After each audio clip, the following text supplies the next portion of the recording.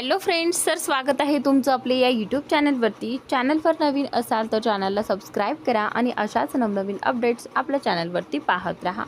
चला तर मग स्टोरीकडे वळूयात. दोघे एकाच प्लेटमध्ये जेवत होते.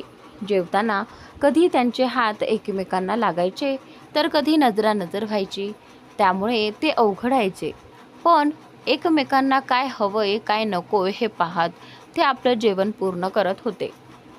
जेवण झाल्यावर ते सगळे तसंच थोडा वेळ थांबले आणि गप्पा मारत बसले. तुला माहिती आहे ना शिवांशी, ही जागा आमची स्पेशल आहे. हे काका इथे कधी कोणालाच येऊ द्यायचे नाहीत. एखादा महत्त्वाचा प्रोजेक्ट असो किंवा स्टडी करायची असेल, आम्ही इथे यायचो. खूप शांतता असायची, त्यामुळे अभ्यास पटकन व्हायचा आणि काकांनी कधी आम्हाला डिस्टर्ब केलं नाही. उलट काही हवं नको ते पाहायचे. धीरज सांगत होता. तेवढ्यात काका आले.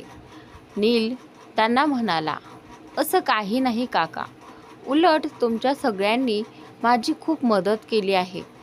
तुला माहिती आहे का शिवांशी, माझ्या मुलाचा अपघात झाला होता तेव्हा माझ्याकडे पैसे नव्हते. तुझ्या या नवऱ्याने म्हणजेच धीरजने त्याला मोठ्या हॉस्पिटलमध्ये ॲडमिट केलं आणि सगळा खर्चही केला. एवढंच नाही तर मी हॉस्पिटलमध्ये असताना या सगळ्यांनी माझा हा ढाबा सांभाळला. कॉलेज सुटल्यावर हे इथे सगळे यायचे आणि काम करणाऱ्यांच्या मदतीने सगळं बघायचे. काका, आत यायच्या मागे काही अर्थ नाही. मी आधीच सांगितलंय, मी हे सगळं विसरा, नाहीतर पुन्हा आम्ही इथे येणार नाही बघा. धीरज म्हणाला. बरं, काही बोलत नाही मी आता. काका हसतच म्हणाले. चला काका, आम्ही निघतो आता. चार्ली म्हणतो. अरे हो, पुन्हा या सगळे, काका म्हणतात. हो, सगळ्यांनी एकमुखाने म्हटलं आणि बाहेर पडले. आता कुठे जायचं, कार्तिक विचारतो. 4 वाजलेत आता, तर सगळे मॉलमध्ये जाऊया आणि मग घरी. रुही, तुला शॉपिंगशिवाय दुसरं काही दिसत नाही का, चार्ली म्हणतो. हो ना, सारखं काय शॉपिंग असतं आणि यांच्याबरोबर शॉपिंगला जायचं म्हणजे यांच्या मागे मागे बॅग घेऊन फिरायचं. नील म्हणतो. एक गप्प बसा सगळे, आता तर मी कुणाचं ऐकायचं नाही. मॉलमध्येच जायचं, नाहीतर थेट घरीच, रुही म्हणते. तुझ्या पुढे आमचं कधी काही चालतंय का, ते जे चालेल तेच, नील नकारार्थी मान हलवत म्हणाला. हो खरंच, हिचं नाही ऐकलं तर ही सगळ्यांना थेट घरी घेऊन जाईल, कार्तिक म्हणतो. चला गप्पा पुरे, आधीच उशीर झालाय, म्हणत धीरज नकारार्थी मान हलवत कारमध्ये बसला. त्याच्या शेजारी शिवांशी आणि बाकी मागच्या सीटवर. सगळे मॉलमध्ये पोहोचले. आत आल्या आल्या रुहीने शिवांशीचा हात धरला आणि तिला घेऊन लेडीज सेक्शनमध्ये पळत गेली. बाकीचे तिला पळताना बघत डोक्यावर हात मारून हसले. ही पोरगी कधी ऐकणार नाही, पृथ्वी म्हणाला आणि सगळे हसत जेंट्स सेक्शनमध्ये गेले. रुही शिवांशीला ड्रेस दाखवत होती आणि तिला विचारत होती, शिवांशी हा बघ कसा वाटतोय. छान आहे, शिवांशी म्हणते. थँक्स ग, रुही म्हणते. तू पण एखादा ट्राय कर, रुही पुन्हा म्हणते. नाही ग, माझ्याकडे भरपूर आहेत. नकोच, शिवांशी म्हणते. अरे एक तरी घे. एक काम कर, हा ट्राय कर बघू कसा दिसतोय, म्हणत जबरदस्ती तिच्या हातात ड्रेस देऊन तिला चेंजिंग रूममध्ये ढकललं. शिवांशी नाईलाजाने गेली. झाली का नाही तुमची शॉपिंग, धीरज आणि बाकीचे तिथे पोहोचले. हो, रुही हसतच बोलली. हे काय, शिवांशी कुठे आहे आणि तू किती शॉपिंग केली आहेस, चार्ली तिच्या हातातले कपडे बघत म्हणाला. माझ्या शॉपिंगवर जाऊ नकोस, ती त्याला बोट दाखवत म्हणाली. बरं बाई, नाही जात, पण सांग तरी शिवांशी कुठे आहे, चार्ली मागे बघत म्हणाला. अरे मी तिला किती वेळा म्हणाले तुझ्यासाठी एखादा ड्रेस सिलेक्ट कर म्हणून, तरीसुद्धा ती नकारच देत होती.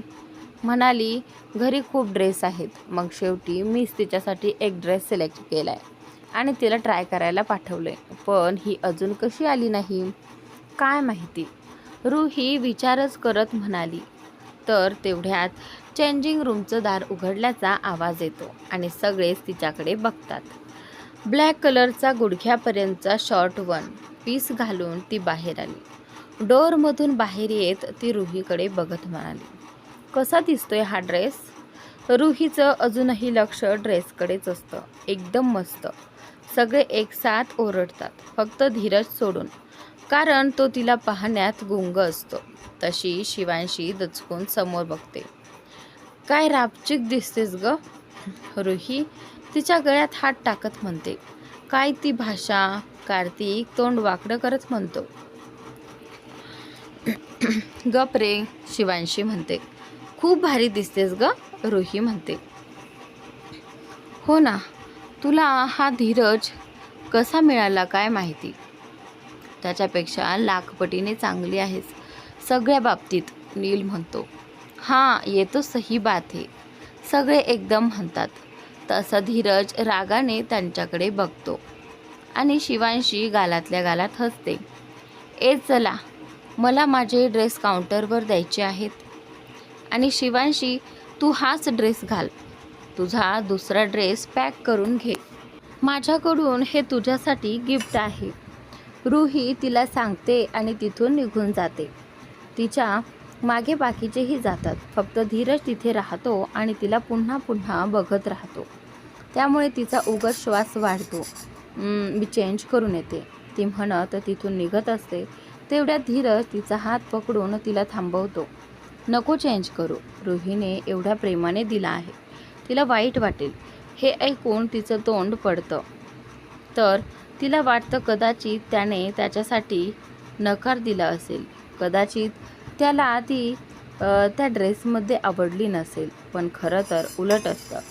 तशीच तोंड पाडून ती होकारार्थी मान हलवते. तिचं पडलेलं तोंड पाहून धीरजला बघवत नाही. म्हणजे तुला हा ड्रेस छान दिसतोय, सो नको काढू, तो म्हणतो. तशी तिच्या चेहऱ्यावर हसणं येतं. त्यानंतर आश्रमातल्या मुलांसाठी कपडे खेळणी खरेदी करून ते सगळे गेम सेक्शनमध्ये जातात. तिथेही ते सगळे धीरज आणि शिवांशीला जवळ आणतात. संध्याकाळी सगळे घरी जेवायला येतात. तशी नीलम आणि प्रीती यांनी सक्त ताकीदच दिलेली असते. घरी जाऊन फ्रेश होऊन सगळे परत गप्पा मारत बसतात. शिवांशी फ्रेश होऊन किचनमध्ये मदतीला जाते. त्यांनी सगळ्यांच्या आवडीचे पदार्थ बनवलेले असतात. आणि त्यानंतर मात्र आता इथे जेवताना नीलम, प्रीती आणि शिवांशी मागे थांबतात.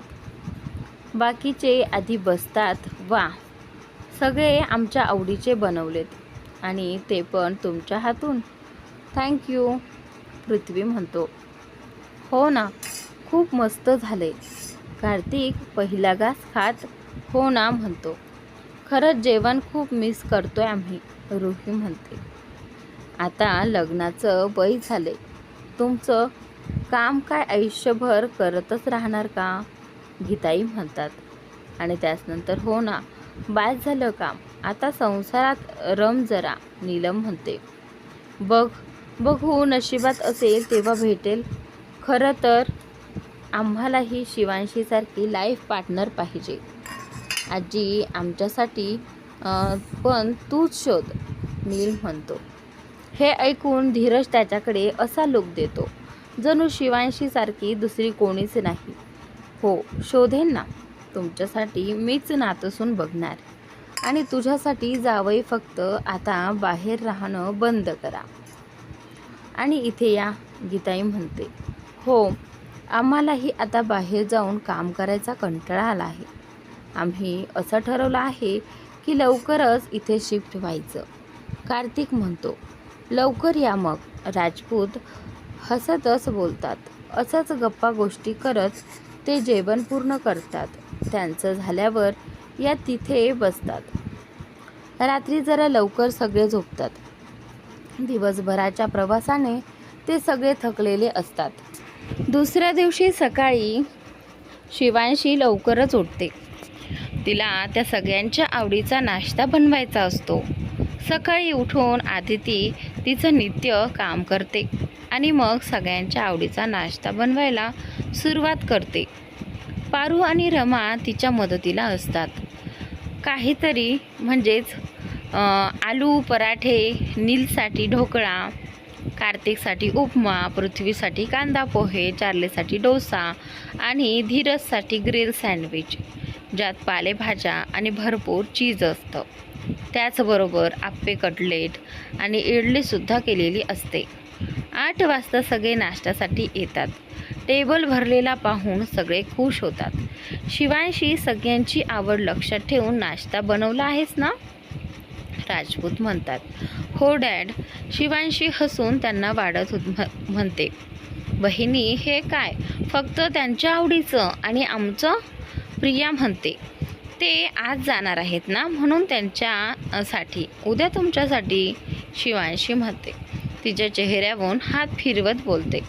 तुझ्या भावासारखीच आहेस तू, अजिबात आमचे लाड बघवत नाही. रुही म्हणते, प्रियाला टपली मारत. तर भाई, बघ ना दीदी कशी करते. प्रिया लगेच धीरजकडे तक्रार करते. काही माझ्या प्रिन्सेसला त्रास द्यायचा नाही. धीरज रुहीला हसून बस झालं. नाश्ता करा, नाहीतर थंड होईल. बिचारीची मेहनत वायाला जाईल. नीलम म्हणते. आम्ही तर कधीच सुरुवात केली आहे. त्यांना भांडावं वाटतंय तिच्यावर. पृथ्वी, मस्त झाला होता नाश्ता. सगळे शिवांशीची तारीफ करत बोलतात. ती ऐकून शिवांशी खुश होते. बरं, आज आश्रमात चाललायत का? राजपूत विचारतात. हो, आज जाऊन येतो, नील म्हणतो. ठीक आहे. आणि फ्लाईट कितीला आहे? राजपूत विचारतात. आमच्या फ्लाईट वेगवेगळे आहेत, पण तरी आम्ही रात्री 8 वाजता निघणार आहोत, नील म्हणतो. तर त्यानंतर बरं ठीक आहे ते म्हणतात. त्याआधी येऊ आम्ही घरी, राजपूत म्हणतात. त्यानंतर सगळे एकमेकांचा निरोप घेऊन घरातून बाहेर पडतात. शिवांशीला सुद्धा ते घेऊन जातात. काल घेतलेले कपडे आणि खेळणी बॉडीगार्डकडे देऊन जाताना त्यांच्यासाठी खाऊ पण घेतात. सगळ्यांना एकत्र पाहून बच्चे कंपनी खुश होते. सगळे आठवड्यातून एकदा तरी व्हिडिओ कॉलवर बोलायचं आणि दर महिन्याला आश्रमासाठी काहीतरी मदत पाठवायचं असं ठरवतात. सगळ्यांनी आणलेले गिफ्ट्स पाहून ती लहान मुले खुश होतात. शिवांशीला पाहून तर अजूनच दुपार झाली तरी ते तिला सोडत नव्हते. शेवटी शिवांशी त्यांना जेवणासाठी घेऊन जाते आणि मागच्या वेळीसारखंच त्यांना भरू लागते. हे सगळे लांब उभं राहून तिला पाहत असतात. चार्लीला आरुषीचा कॉल आलेला असतो. तो तिच्याशी बोलत असतो. आज तो सुद्धा एका इम्पॉर्टंट कामासाठी बाहेर जाणार असतो. धीरज, आम्हाला तुझ्याशी बोलायचे. कार्तिकनेच ना शिवांशीला ॲक्सेप्ट कर. धीरज त्यांच्या मनातलं बोलतो. तुला कसं कळलं? पृथ्वी, तसं सगळ्यांना माहीत होतं. धीरज किती हुशार आहे तरीसुद्धा त्यांनी विचारलं. तुम्हाला सगळ्यांना मायराबद्दल माहिती होतं, पण इथे आल्यापासून तुम्ही कोणी मायराचं नाव नाही काढलं. चार्लीने तुम्हाला सगळे सांगितले असेल याचा मला अंदाज आला होता, कारण तुम्ही एकाने पण माझ्या लग्नाबद्दल पूर्णपणे विचारलं नाही. त्यात तुम्ही सगळे मला आणि शिवांशीला जवळ आणण्याचा प्रयत्न करत आहात. हे कळत नाही का मला?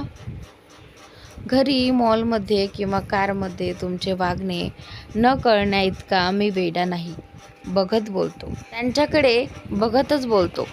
कळतंय तर मग वळत का नाही? धीरज, मायरा तुझ्यासाठी चांगली नाही आहे. तुझ्यासाठी फक्त शिवांशी बनलेली आहे, रुही म्हणते. मला काहीच कळेना. मी सध्या गुंतलो आहे स्वतःच्या विचारात आणि माझ्या पहिल्या भेटीपासून मला असं वाटत आहे की ती माझी कोणी आहे. तिला याआधी पण मी बघितलं आहे. जणू तिचा आणि माझा संबंध आधीपासूनच आहे. एवढेच काय, त्या दिवशी मी आणि मायरा एक झालो आणि मी सकाळी उठलो तेव्हा सर्वात आधी विचार तिचाच आला, धीरज म्हणतो.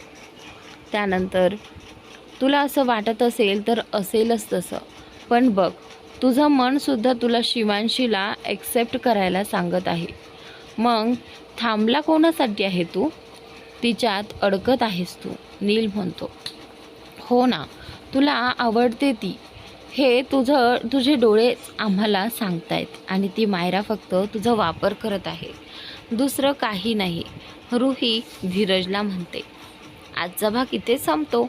पुढील भाग पाहण्यासाठी चॅनलला सबस्क्राईब नक्की करा.